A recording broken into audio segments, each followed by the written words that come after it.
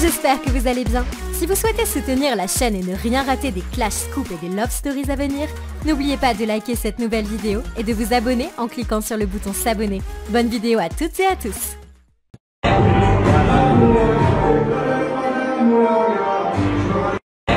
L'idolâtre cette loque. Regarde, Il n'a même pas son pantalon. Regarde. Donne-moi cette loque.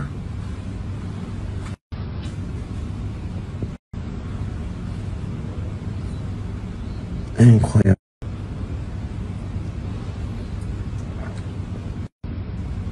C'est sûr que ces lunettes de soleil elles vont beaucoup l'aider. Hein.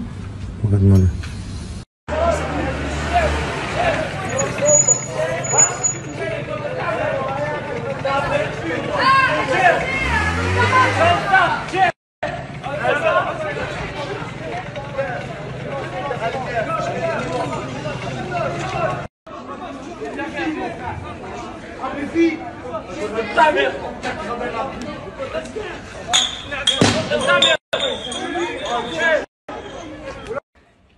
Oh bébé, arrête de boire hein. Arrête la coke. Arrête la coke. Arrête la coke.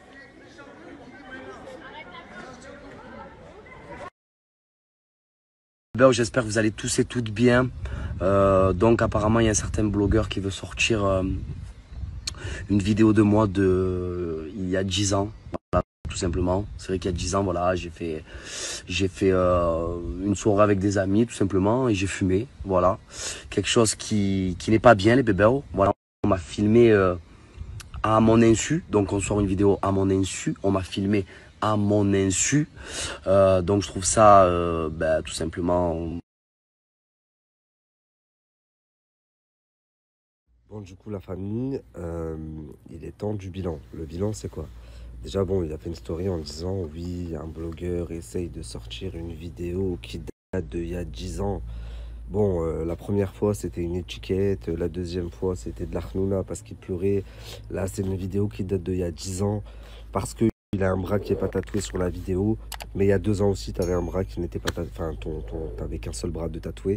Donc en soi, que ce soit il y a 2 ans, il y a 10 ans, etc., c'était juste en gros pour répondre à ta story quand tu dis moi je suis anti-drogue, alors que tout le monde dans le milieu sait que c'est une grosse blague. Donc voilà, ça c'est de 1, parce que rappelez-vous quand même, il y a tout juste 15 jours, même pas, enfin, j'ai pas la date exacte, mais il y a quand même eu une émission sur TPMP où ils ont traité du sujet. Et donc Magali Berda défend les candidats, etc. Elle dit que non, c'est pas vrai, Maëva elle est anti-drogue, ce qui est vrai. Maëva, il me semble qu'elle est vraiment anti-drogue, mais ça m'a fait doucement rire quand j'ai vu que Greg était inclus dans le lot, surtout qu'à la fin dans l'émission, ils ont conclu en disant bon bah ok pour Greg et Maëva, mais par contre tout le monde sait que dans le milieu il y a des gens qui se droguent. Oui, et Greg en fait partie, c'est un c'est un des plus gros toxicomanes. Et je me dis, si il y a 10 ans, donc étant donné que tu as 27 ou 28 ans, donc il y a 10 ans, tu avais 17-18 ans, tu prenais déjà de l'héros, waouh! Moi, à 17 ans, je jouais au Pokémon, frère. Bon, ensuite, bon, ça c'est pour la vidéo où on le voit clairement, c'est indéniable, il peut pas mentir, il peut pas dire non, c'est une chicha, ou... Enfin, c'est indéniable. Ensuite, il y a pas mal de vidéos qui sont sorties cette nuit. J'en ai posté moi-même quelques-unes qu'on m'a envoyées. On le voit, je crois que c'était hier soir ou avant-hier soir, après un booking. Bon, sortir de la boîte complètement déchiré. À la sortie de la boîte, il y a une embrouille. Donc, il ne tient pas trop debout, les videurs le tiennent, etc. etc. À la fin, il y a une vidéo aussi où on le voit dans un quartier. Il descend de la voiture, il a plus son pantalon, il ne tient pas droit. Et je me dis, en fait, c'est quand même Greg des Marseillais. Il a des millions d'abonnés. Où est-ce qu'elle est son équipe? Il a une image à tenir, bordel de merde. Et si il emploie sa notoriété à ça, mais dans 5 ans, il va ressembler à quoi le petit peu? Enfin, je sais pas, il y a quand même des exemples clairs et nets dans ce milieu. Nabila, ça a coupé, je disais, Nabila, elle a su se gérer. Aujourd'hui, regardez ce qu'elle a réussi à faire de sa notoriété. Loana, elle n'a pas su se gérer, elle est tombée dans le vice de la célébrité, la drogue, etc., etc., bah, c'est malheureux, mais regardez ce qu'elle est devenue aujourd'hui. Et Greg, je me dis, avec tout ce qu'il a autour de lui, toutes les opportunités et la chance qu'il a autour de lui, bah, il la gâche avec ça. Enfin, c'est ouf. Et comment est-ce que s'il se montre comme ça publiquement, comment est-ce que son équipe, sa production, son staff, etc., ils ne le voient pas, ça? Et je me dis, il n'y a personne qui l'aide, il n'y a personne qui va le raisonner, ce mec-là. Non, au contraire, on continue à le mettre sur scène, on continue à le mettre dans nos écrans, à la télévision, à le mettre en avant. C'est ce genre de personne qui va continuer à influencer les jeunes en France. Et vous trouvez ça normal? En fait, ce que je suis en train de faire, même si il y en a beaucoup, ils vont se dire, il se la racle, ça, c'est lui rendre service.